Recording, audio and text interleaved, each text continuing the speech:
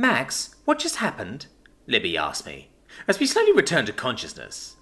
We were laying on the forest floor covered in dirt and leaves, as though we'd been there for quite some time. I leaned forward and shook my head hard, causing all sorts of things to come tumbling off of me. Man, nature could be clingy. Earlier in the day, we just finished up at the bandit camp. As we'd expected, they hadn't been willing to give up their key to the FG entrance. Instead, they chose to call us names and make several nasty threats about what they were going to do to Libby once I was dead. I didn't find any of that to be very friendly, so I decided to convince them to take our request seriously, which I did. Very, very thoroughly. When I was finished, the survivors begged us to take the key and leave in peace, which we did. No fuss, no muss. Only happy to oblige them. We were heroic adventurers, not murderous fiends, after all. The captive women hadn't yet been delivered to the goblins, just like Libby predicted, so we freed them unharmed from their cages. They'd had a pretty harrowing day, so Libby and I let them have all the gold the bandits had managed to accrue from their very dirty dealings. And because, for some mysterious reason, none of the remaining bandits possessed any unsevered hamstrings, we also offered the girls free access to their pointy weapons, and some quality alone time with the now crippled men, who'd been mocking their tears, leering at their bodies, and threatening to rape them all day. We could still hear the screaming from quite a distance away. Being a hero feels nice. But then as we were making our way to the goblin den, we mysteriously fell unconscious. I really don't know, Libby, I replied. One moment we were heading to the Fog's Cave, and the next we were out cold. I think we were talking to someone who's important to our world, but also clearly an unmotivated loser who wants to start slacking off just when things are starting to get interesting. It's confusing, but what you said feels right, Libby concurred. Whoever that stranger was, I feel as though he's still single for a reason. Almost as though he leaves all the effort in maintaining a relationship to his partner, but acts surprised when she gets tired of putting up with his bullshit and kicks him out of her apartment. Yeah, I said. Let's never be like that stupid bastard. If for some reason we needed to take a short break, let's do that in style, with an action-packed cliffhanger that'll leave the audience looking forward to our return, instead of feeling like another great story that has been suddenly dropped. That's a great idea, Max. It's an awesome way to show our appreciation. And who knows, if we do that, maybe more people will be inspired to leave ratings and reviews, Libby said, before turning pointedly in the direction of where, presumably, this narration was being read, and giving the presumed readers a hard look. Libby, shame doesn't motivate an audience, I said chidingly. Not our entire audience. Reddit has been great. I'm referring to those other viewers. Oh god, this has gotten so meta, I said. I really don't know if we're established enough to make jokes like this and get away with it. Also, your personality seems to have slightly changed. You seem darker and slightly more vengeful. I might be slowly evolving into what's known trope-wise as a dark action girl, Libby said. I'll be dangerous in a fight, but my sarcasm and ambivalence will earn me lots of new fans in the name of character development. Oh, I should probably dye red streaks in my hair and start kissing women, but not today because Write-a-thon is still going on. You like girls? I asked in amazement. Libby, that's awesome. I never realized we were so progressive. Good for us. We're a story that's violent and inclusive. I like guys too. Want to make out? Libby asked. Seriously? I don't know, Libby. There's been very little narrative build-up to something like that. I mostly view you as a friend and a comrade. It's fine, Max, she replied. We're just doing it to tease the shippers. We have shippers? In response, Libby grabbed me by either side of my face and began kissing me. I lost track of time for the length of it, seeming to dwell eternally in the intensity of that sweet moment, lost in the scent of her, the feel of her, the taste of her. It was incredible. When she was finished, she pulled away from me while still holding my face. I didn't feel anything, she declared, between heavy breaths pushed out from her heaving chest. Her skin was flushed, and her eyes practically shone with the intensity of the wellest desire she refused to acknowledge. Yeah, me neither, I gulped. This is just a ratings ploy. We're just getting those suckers hooked to keep them interested, nothing more. This was as boring to me as doing my yearly taxes. Yeah, Libby whispered. Fuck those guys. This is pure manipulation and nothing more. I'm getting nothing out of this. She pulled my face back down to hers, and this time the contact was animalistic. She gently bit my lip, then slowly increased the pressure. When I began to cry out in pain, she laughed and bit down even harder, then lapped at the blood that slowly poured out of the small wound, looking away at it like a kitten at a bowl of sweetened cream. Maddened by her cruelty and completely out of my head, I pushed her against a nearby tree and began nibbling away at her neck in exchange.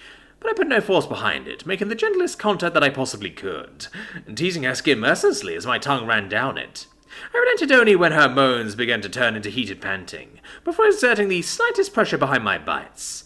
Then I reached behind her head and pulled back roughly on her hair as revenge for biting my lip. "Max!" she gasped, with primal urgency before I reclaimed her mouth with my own.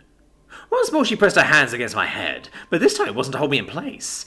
Instead she pushed my head down lower and lower until I was eye level with her waist. Understanding what she wanted from me, I gripped the sides of her pants and began to pull them down.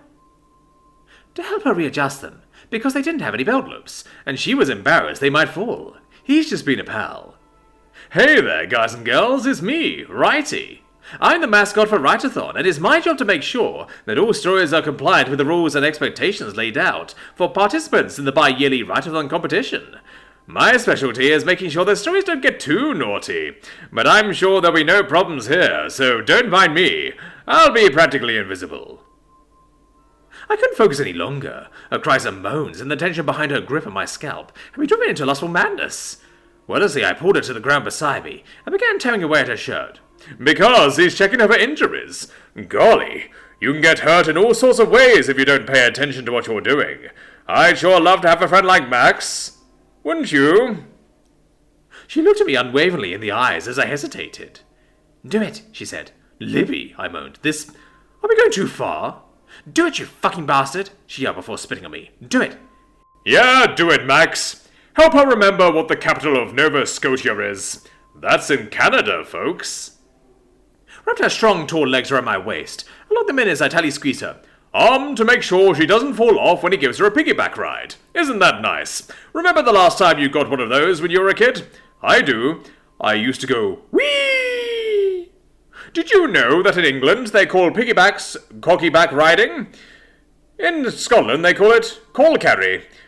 And in Ireland is known as take-alongs. But I much prefer the American term. After all, who wouldn't want to be a wee snug piggy being carried along by a trusted friend or loved one? Whee! Finally, we both screamed as one, a new sweet release. Primal screaming is a radical form of therapy, created by the controversial psychiatric figure Arthur Janoff, who theorized that many problems in life can be traced back to childhood needs going unmet. By screaming out your wordless rage in a safe, monitored environment, Janoff believed that people could be cured of anxiety and depression. Primal screaming also found the basis of the songwriting for legendary new wave rock duo Tear for Fears, who used their own experiences with the therapy to craft their chart-topping single, Shout. "Max," Libby murmured. "God, you just—" "Shout! Shout! Let it all out! These are the things I can do without! Come on, I'm talking to you, come on!" "Me like a volcano? I didn't know you had it in you." I smoked at her words. Well, I've got a lot less in me now, that's for sure. "Because he hasn't had breakfast yet, kiddos. Gosh! Never skip your morning meals, guys. You'll feel emptier than a bachelor who realized he never took any chances in life, and now he's alone and secretly a massive disappointment to his mother, who still smiles and pretends to love him, but secretly wishes he were like her nephew, Carlo, who is a married family man with a great paying job. But no, keep on Twitch casting and playing League of Legends. We're all sure you'll be as good as a Korean teenager one day, you 36-year-old do-nothing." We held hands and stared at the sky for a bit. Libby spoke first. "You know, in a way I'm glad we got this out of the way. But I have to be honest, Max, I'm really not looking for a relationship right now." "Really?" I asked her. "Yeah, I mean, you're sweet, but I'm really new to this whole corporeal existence thing, and I feel like I'm going to be in an experimental phase for a while, if that's the right term for it. I just don't want to feel locked down, is all. Can we still be friends?" You're telling me I just got to have a mind-blowing He was going to say SNES time, and he was perfectly right to describe it as mind-blowing. The SNES was the king of the legendary 16-bit era. Genesis does what Nintendo don't. Ha! Hardly. With legendary games like Super Mario World, Super Castlevania, The Legend of Zelda, A Link to the Past, and Donkey Kong Country, the Super Nintendo just may very well have been the most dominant home video game console of all time. "And I don't need to buy you any flowers or act weird around you. Hell yeah. Let's just talk this off to experimentation and forget it ever happened. Unless we have nothing better to do and no access to a television, beer, or better-looking people." "Sounds good to me." Libby replied cheerfully. Hope you ate well, shippers, 'cause that's it for now. Yep, sorry guys, I said with a smirk. And then we got dressed, repaired our duds, and moved on. Well, nice working with you, everyone. All righties off to enforce compliance with any other potential rule breakers. I'm sure you all appreciated my efforts just as much as I appreciate all of you. Good nighty-night. The creature howled in mindless rage as I backhanded it down with vicious force. It had come leaping for me from a tree, but I had sensed his movements and reacted on instinct. Before I could recover, I swung down hard on his head and was rewarded with a sweet sensation of feeling his skull come apart beneath my blade.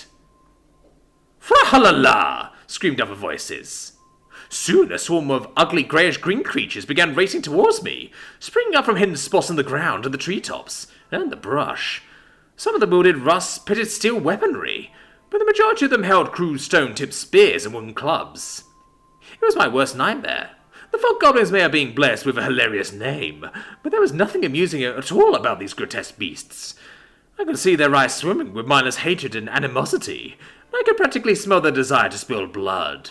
Libby was right. These things were fucking gross. Speaking of Libby, she decided to borrow the stealth ability I had so conveniently acquired a short while back. I was now hanging out of sight, content to let me do what I do. I was grateful to her, because there was no way I was going to hold back. Not this time. These fog goblins. I couldn't express my disappointment in words. Wait, no, I actually could. I'm very articulate, and I'd just done it a short while ago. I think what I'm trying to say is that it's okay not to be cute. It's okay not to be amusing, but it's not okay to have an awesome name that brings laughter and joy to the blessed hearts of all good little axes everywhere, and then turn out to be a complete disgrace. Sorry, fog goblins, but you're guilty of not living up to your potential, and I just can't forgive you for that. Roaring with anger of my own, I lifted my axe and raced to meet their challenge.